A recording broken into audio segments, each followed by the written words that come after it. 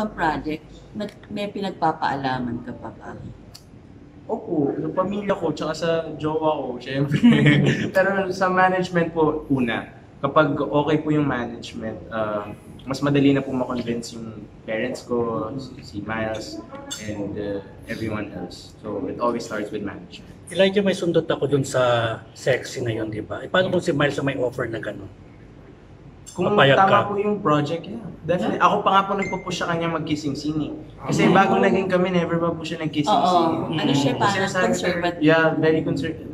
Dati nagko-work po kami. May kissing scene kami, ayaw niya. Dahil nga po never pa siya nagka-kissing scene. So, naging kami na, may karapatan na akong sabihin. Oras na i-explore mo tong side na to.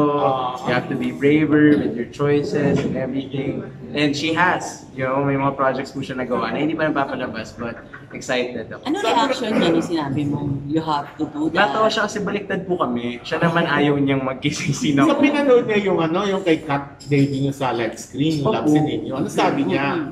Nung time na yun, tito, wala na siyang magagawa. Oo.